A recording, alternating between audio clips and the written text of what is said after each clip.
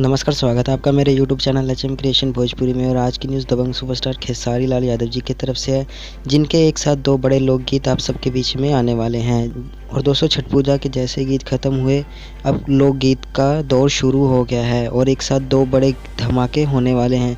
जी हाँ दोस्तों, एक साथ दो बड़े गाने आने वाले हैं, जिनके नाम और पोस्टर, रिलीज़ डेट और फाइनल टाइम भी हो चुका है कि ये गाने कब रिलीज़ होने वाले हैं।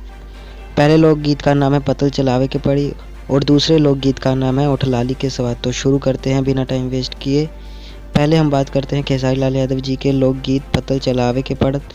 इस शानदार लोकगीत का पोस्टर आज सुबह ही सोशल मीडिया के माध्यम से रिलीज़ कर दिया गया है और इस शानदार लोकगीत को गाया है खेसारी लाल यादव जी ने। गीत यादवराज जी का है और म्यूज़िक से सजाया है आर्या शर्मा जी ने।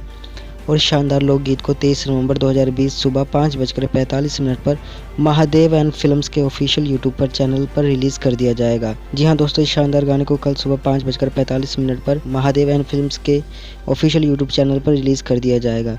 और अब बात करते हैं खेसारी लाल यादव जी के दूसरे लोकगीत के बारे में। इस गाने का पोस्टर भी आज 1 बजे सोशल मीडिया के माध्यम से पोस्टर रिलीज़ कर दिया गया और इस गाने का नाम है उठ लाली के स्वाद। दोस्तों, इस गाने की रिलीज़ डेट और टाइम तो सामने नहीं आई है, पर मीडिया की तरफ से ये रिपोर्ट है कि आज रात या कल सुबह इस गाने की रिलीज़ डेट और टाइम बता दी जाएगी।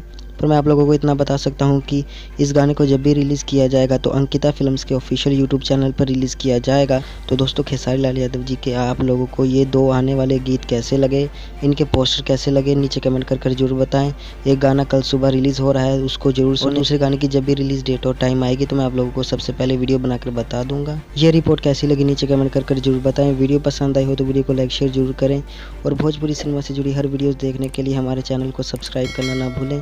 तो मिलते हैं अगली वीडियो में, तब तक के लिए धन्यवाद।